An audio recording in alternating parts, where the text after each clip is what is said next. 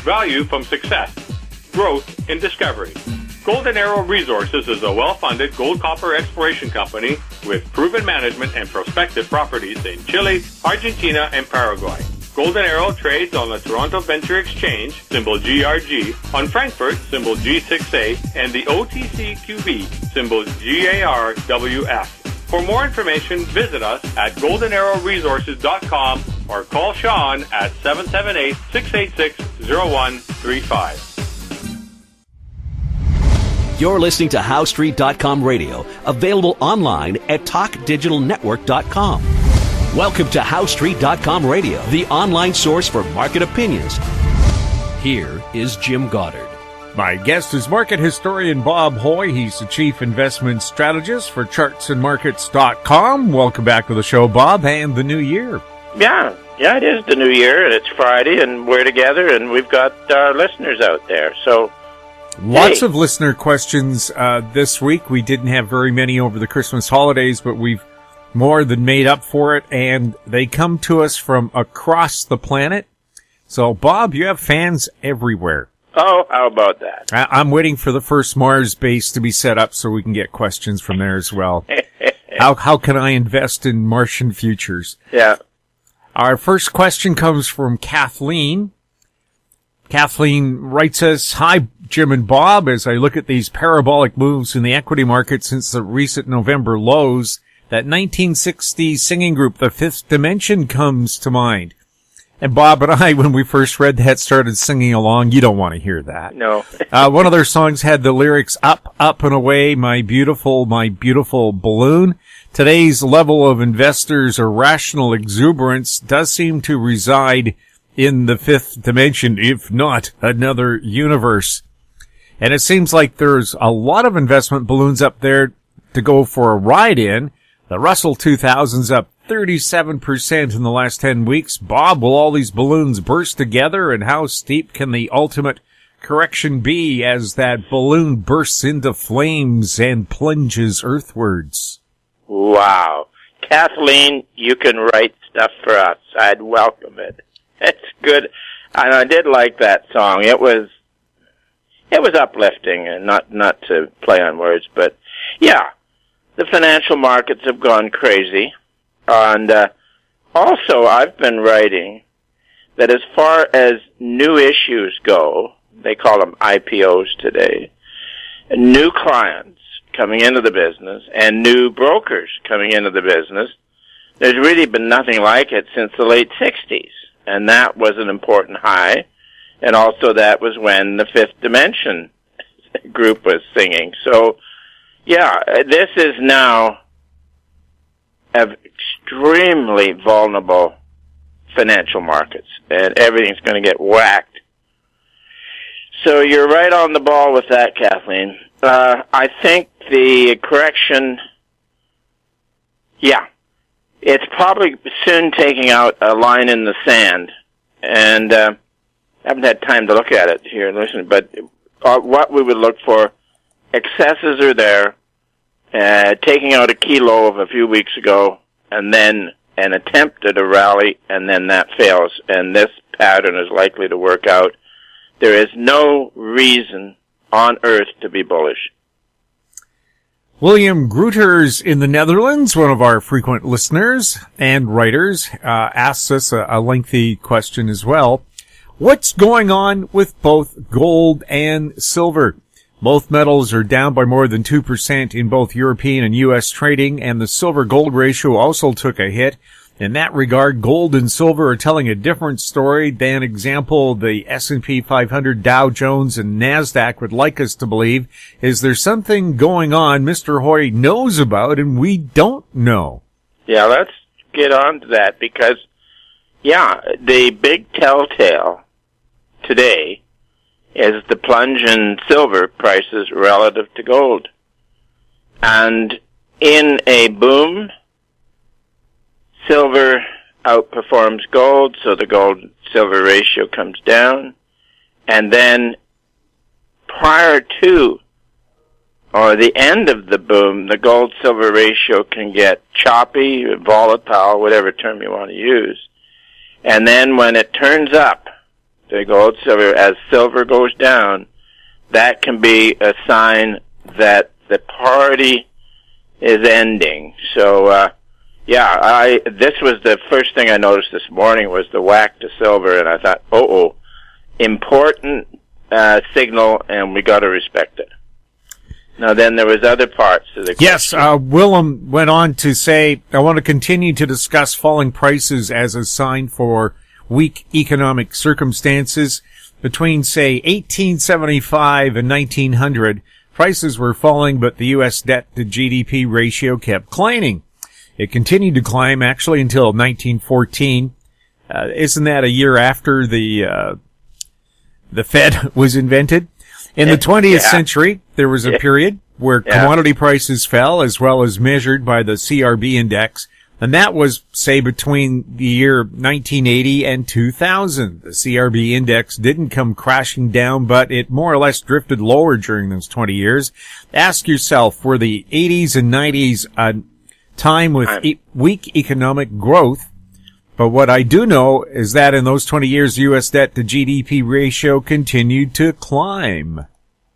Yeah, well, excessive growth of debt and credit has always been a feature of they even call it a new financial era. And but Willem, I'm just going to stay on this one with the fact that historically you do get like a decade where the raging speculation will be in commodities, wages going up, inflation going up, and industrial real estate, agricultural real estate, all that sort of hard stuff goes up, and then everybody gets convinced it's going to last forever, crash, it comes down, and then that sets up the next phenomenon, which has been inflation in financial assets, where the party is in stocks and bonds, and not as too strong in commodities. Now, understandably, in the last year, there's been some pretty good action in commodities, but we'll leave that one alone. So here we are. This is no question that we have been in a financial bubble. And just to give some perspective on this, is that with the German 10-year note yield getting down to minus in nominal terms yield, that is the equivalent of gold going to $30,000 or $50,000 or $100,000. I mean, this is just to give perspective.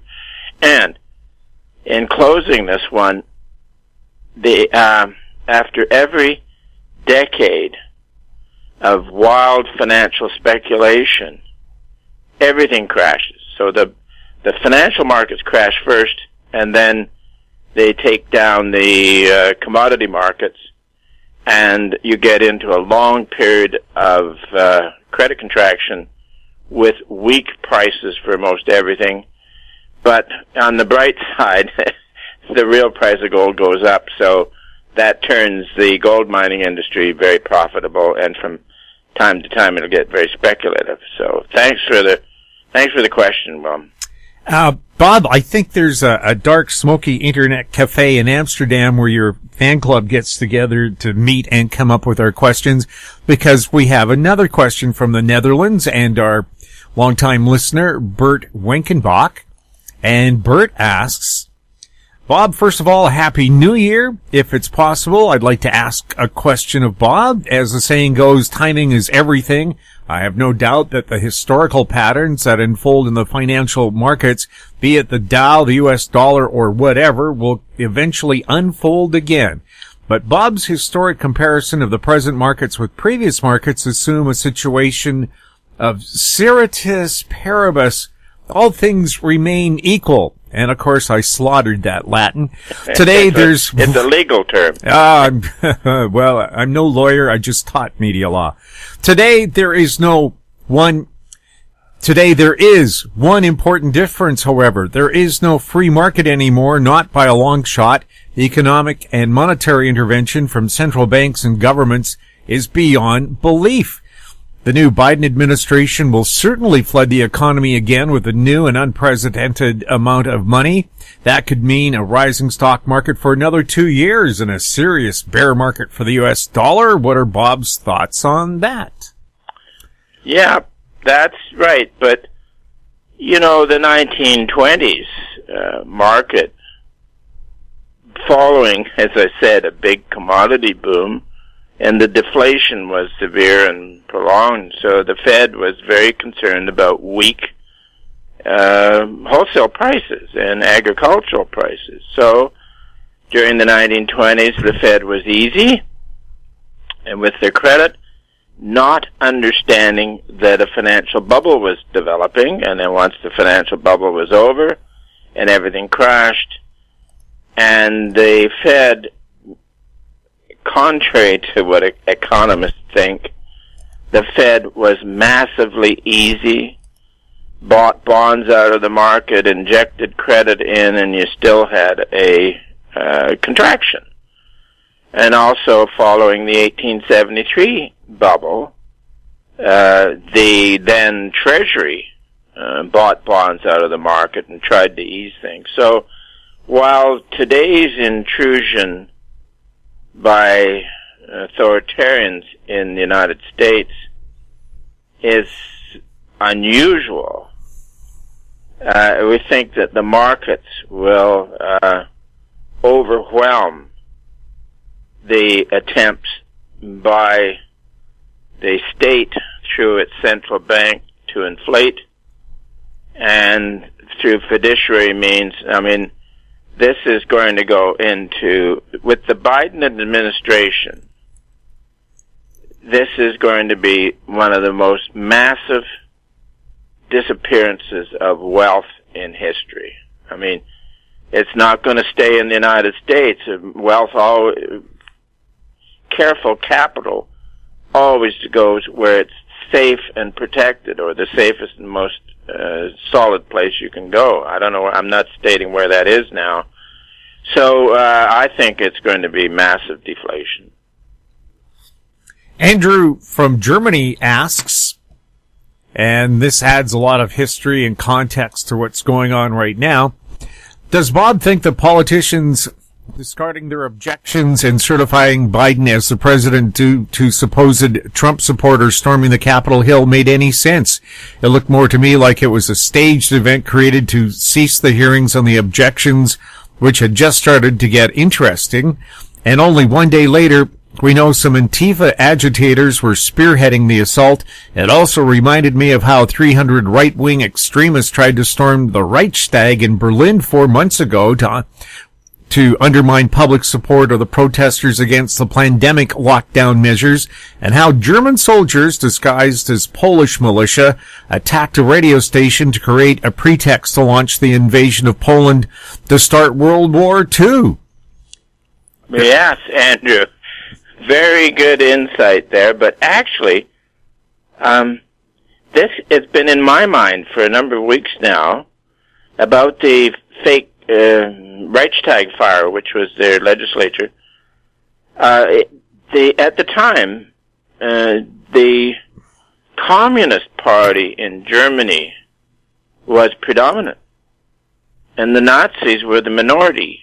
And they staged that. They set the fire, blamed it on the communists, and the unquestioning media went along with it, and that then was one step in Hitler's assumption of power. So it's a very good point. And actually, in HowStreet.com a few days ago, I under a nom de plume, I published a comment on the Reichstag affair. And then also, I think of in Canada Free Press, I published another essay that mentioned the fake attacks on Germany at the end of August in 1939 as a pretext for going to war. Very good points. Thank you, Andrew. And if you were at... well, actually, I'll get Tom to email you a couple of those articles. That would be the way to do it. But thanks for the question. That would be Tom Allen, our executive producer. Yeah. We'll have more listener questions for Bob when we return. Media recognition from Bloomberg, Reuters, recycling trade publications. Patented process for 100% recovery of critical metals, including cobalt, lithium, nickel, manganese, aluminum. American Manganese is focused on recycling lithium-ion batteries for electric vehicles. American Manganese trades on the TSX Venture, AMY, the US, AMYZF, and Frankfurt 2AM. For more information, visit AmericanManganeseInc.com or phone me, Larry Ray, at 778-574-4444. Avon Resources Limited is a gold exploration company with significant projects in British Columbia and the Yukon, trading on the TSX Venture Exchange, symbol ABN, and the OTCQB, symbol ABNAF. Surrounded by world-class gold deposits and mines, Avon's 23,000 hectares Forest Kerr Gold Project is located in the heart of the Golden Triangle in northwestern BC. For more information, visit us at avonresources.com. Welcome back. We're speaking with Bob Hoye. Chris from Rhode Island sends us this question.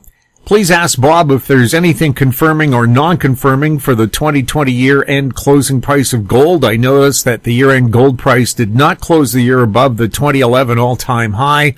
Also, was the 2020 U.S. market rally from the March low mostly attributable to the steady decline of the U.S. dollar during the same time, or did some other factor play a larger role? Lastly, are we entering a period when the dollar and gold can strengthen together? Chris, thanks. That's a good one. Yeah, actually, just overnight, both precious metals, gold and silver, became vulnerable to possible deflation. So, as I said, the silver dropping relative to gold can be an indicator of a change from a financial party to a financial contraction. So, yeah, well, we're on to this. And as to the question about can the dollar and gold strengthen together, yeah, this is possible. When I first started talking about that decades ago, based upon history, is that in a financial contraction, the careful money goes to the most liquid items. And the most liquid items are treasury bills, like shorter than 1 year stuff in the U.S. It is a very liquid place to be. And then the other, of course, is gold. And it was much more convenient ages ago when they seen your currency was convertible into gold. It was just one transaction. But at any rate, yeah, so there could be times when the dollar is steady and gold is appreciating in U.S. dollar terms. But the main thing is that we look at the real price of gold as deflated by the CPI. And in a boom, it goes down and it reflects profitability of gold mining. And in a contraction, it goes up, and that reflects increasing profitability for gold mining. So in all previous post-bubble contractions, the real price has gone up, and gold mining has become very profitable. Now, we also have been mentioning that, of course, in our regular publications, and noted that gold's real price in U.S. dollar terms deflated, set a very solid bottom in 2018. And with that, we had the buy on gold shares with the note that it was the start of a multi-year bull market for the gold stocks, and it would be based upon the real price going up. Well, the real price really has gone up. Now, the other part of that advice was that the gold stocks would then begin to outperform the S&P. And on the outstanding move to August, if you take GDXJ, it almost doubled the gains for the S&P. So it's working. And then in the last few weeks, gold stocks have been outperforming the S&P. But I think the precious metal sector is about to get a hit. So, but we would be buyers on dips with technical advice for the long term. So it'd be best to check with our technical work. Good question, and thank you. From Michael, Hi, Jim. I have two questions for Bob. Many financial forecasters say that gold should peak this year and then go into a multi-year bear market. They point to the 9-year cycle in gold. Bob, how valid are such cycles today, particularly in the context of central bank intervention? Yeah, Michael, there's a lot of serious work have been done on cycles where, every 9 years something happens, or every 18, but I looked into that decades ago and didn't really get too excited about it. And then as the work on the history of financial markets, as my work on the history of financial markets continued, you soon realize that the more valid description is recurring patterns, and rather than something happening every 9 years. So, and as I mentioned earlier in the show, the recurring pattern is that you get a decade of inflation in tangible assets, crash, then out of that crash comes a decade of speculation in financial assets, and when they get overdone, and certainly on Tuesday they were overdone, then you get a hit, and perhaps, I don't like to call crashes ahead of time, but it looks like we're going to get a severe hit in the financial markets, and that could lead to another post-bubble contraction, whereby, as I've said, the central bank have tried to defy these things in the past, and it doesn't work because they provide too much hot money for the speculators on the way up. So, yeah, and then there's a second part of the question. Yes, Bob, and it's connected to what you just said. Yeah. Michael asks, can we see this year a repeat of the January-March declines of 2020 in the equity markets? And if so, a retest, however brief, of the March lows in the gold miners and silver? Yeah. I think a correction will hit most everything. And then, as we like to watch, it's now taking out a key level, say talking about the S&P, and then watch for the rebound, and then when that does not make it to new highs and rolls over, that then would likely be the start of a bear market, or the indicator of a bear market. So, but let's just work with it as we go along. Our technical work has been very reliable, and we look for opportunities. And Bob, I'm just searching to see, I think we have wrapped up all of our listener questions. I think so. Well, we certainly had a lot from around the world, and Bob loves answering your questions. You can send them to info@housestreet.com. We'll take a look at some of the interesting headlines of the week when we return. Engineer Gold Mines is focused on the exploration and development of the historic high-grade Engineer Gold Mine situated 32 kilometers southwest of Atlan, British Columbia. Engineer Gold Mines is fully permitted for surface and underground exploration with the drill program now underway. Engineer Gold Mines Limited trades on the TSX Venture Exchange, symbol EAU. For more information, please visit us at engineergoldmines.com. Don't miss out. Stay informed. Receive the HowStreet.com weekly recap with thought-provoking podcasts, radio, and articles delivered to your inbox. Sign up for the HowStreet.com weekly recap on our homepage at HowStreet.com. Welcome back. We're speaking with Bob Hoye. Bob, one of the headlines that caught your attention: the Federal Reserve sees a long period of accommodating monetary policy. What does that mean? It's the same thing. These guys at the Federal Reserve, they have theories.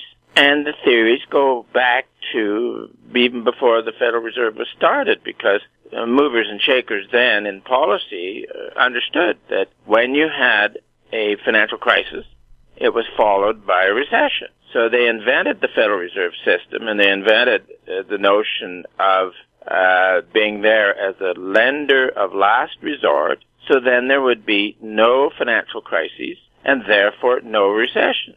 And we're currently in the 19th recession since the Federal Reserve opened its doors for business in January 1914. So the theory does not work. So for all the inflationists out there, you'd better get back to the history books.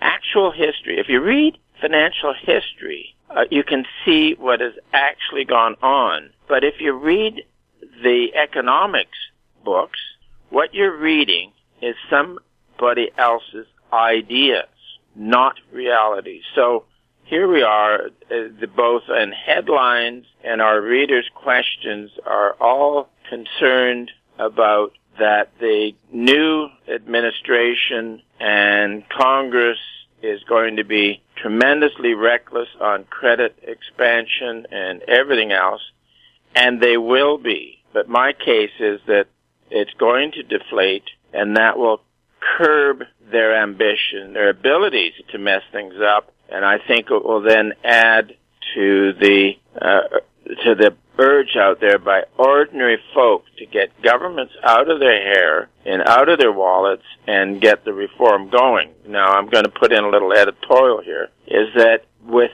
the Republican Party making such terrific gains on the election and the anomaly of Trump losing, which of course is due to vote theft, the public, the reform would have advanced legitimately, but because of the manipulation and theft of votes, Trump has been denied his second term of office. And this is what everybody's on now, that this then will put a very ambitious group in power. But the hardship that will result from this will really prompt an even more vigorous popular uprising to change things. And also, there will be the midterm elections by 2022.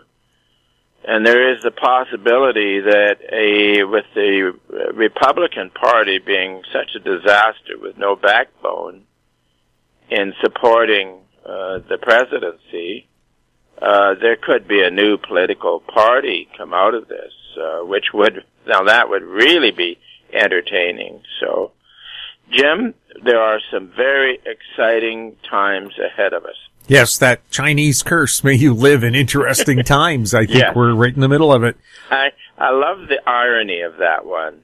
Yes, and if you stay by the river long enough, you'll see the bodies of your enemies float by. Oh, I'd never heard that one. Oh.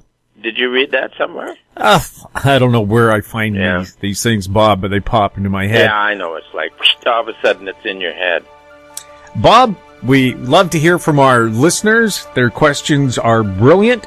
You can send them to info@howstreet.com.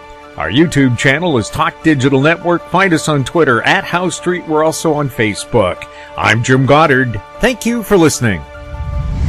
Comments made on HowStreet.com radio are an expression of opinion only and should not be construed in any matter whatsoever as recommendations to buy or sell any financial instrument at any time. Available online at TalkDigitalNetwork.com. HowStreet.com radio is a production of HowStreet Media Incorporated.